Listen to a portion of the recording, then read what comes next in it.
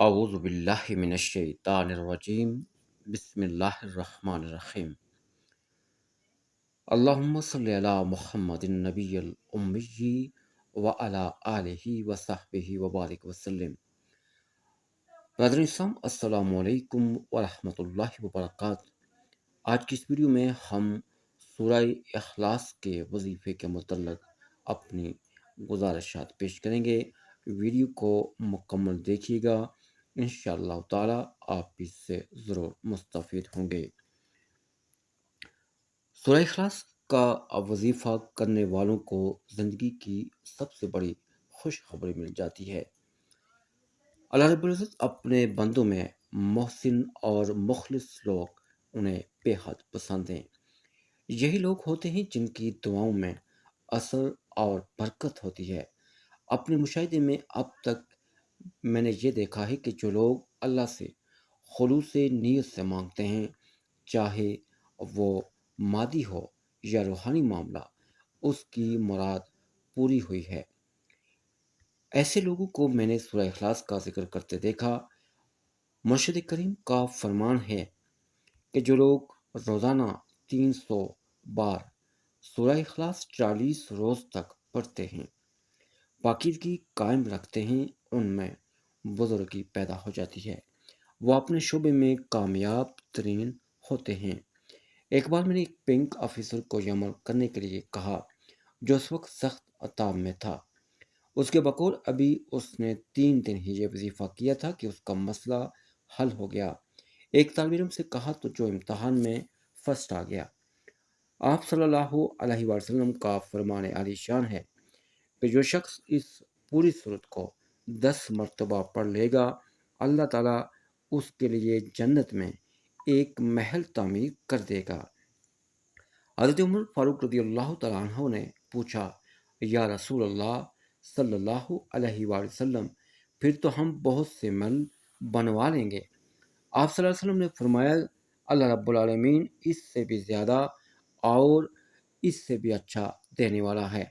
اگر آپ سونے لگے ہیں تو صبح ہونے تک ہر حاجت پوری ہوگی۔ یہ وظیفہ پڑھ کر سو جائیں۔ اگر آپ ابھی سونے لگے ہیں تو سونے سے قبل آپ یہ چھوٹا سا وظیفہ ہے وہ کر لیں، آپ کی دنیا بھی بن جائے گی اور آخرت بھی سنور جائے گی انشاءاللہ۔ اس وظیفے کو لگاتار 7 دن تک کرنے سے آپ کے دل میں جو دلی مرادیں ہیں سب پوری ہو جائیں گی انشاءاللہ۔ اگرچہ آپ کی دلی حاجت جائز ہوئی تو کوئی بھی آپ کی حاجت کو روک نہیں سکے گا، کیونکہ دینے والی ذات ایک ہے، وہ میرے اور سب کے اللہ کریم ہی ہیں، جو جس کو دیتے ہیں خوب دیتے ہیں۔ اس کے خزانوں میں کسی چیز کی کمی ہے ہی نہیں، مگر کوئی سچے دل سے ایک بار اس بادشاہوں کے بادشاہ سے مانگ کر تو دیکھے، وہ آپ کو اتنا نواز دے گا کہ آپ سوچ بھی نہیں سکیں گے۔ یہ وظیفہ ہمارے گھر میں سبھی کرتے ہیں اور ان کا بھی عقیدہ بن چکا ہے کہ اگر یہ وظیفہ کریں گے تو انشاءاللہ صرف 3 دنوں کے اندر میرا اللہ تعالیٰ میرا فلاں کام کر دے گا۔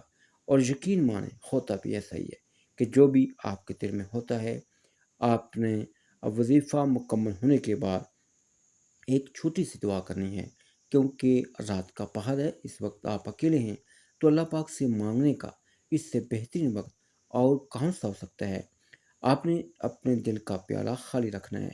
آپ کی جو بھی حاجت ہو اس وقت آپ نے اپنے اللہ کے سامنے وہ حاجت پیش کر دینی ہے، اور پھر اپنی آنکھوں سے آنسو بہانے ہیں، وہ بھی اپنے اللہ سے اپنے سابقہ گناہوں کی معافی کے ساتھ انشاءاللہ۔ پھر دیکھ لیں آپ کی ہر جائز حاجت اللہ کریم پوری کر دیں گے۔ آپ آزما کر تو دیکھ لیں۔ اب میں آپ کو وظیفہ بتانے سے پہلے کچھ ہدایت بتا رہا ہوں جن پر آپ نے ضرور عمل کرنا ہے، اور وہ یہ ہے کہ سب سے پہلے آپ نے وضو کرنا ہے، اللہ کریم کی حمد و ثنا دل سے بیان کرنی ہے۔ جو آپ کے دل میں اللہ کریم کی شان آتی ہے وہ اپنے رب کی بیان کرتے ہیں۔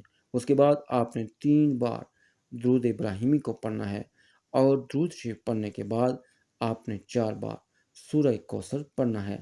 اس کے بعد آپ نے سورہ فاتحہ کو 8 بار پڑھنا ہے، پھر دعا مانگنی ہے، اور دعا مانگتے ہوئے اللہ سے جو آپ کے دل میں کوئی حاجت ہے وہ حاجت اپنے اللہ کے سامنے رکھنی ہے۔ پھر آپ دیکھ لیں انشاءاللہ آپ کی ہر جائز حاجت پوری ہوگی۔ چھوٹی سی گزارش ہے کہ اس وظیفہ کو ضرور اپنے دوست احباب کے ساتھ بھی شیئر کریں تاکہ اس سے زیادہ لوگ مستفید ہو سکیں۔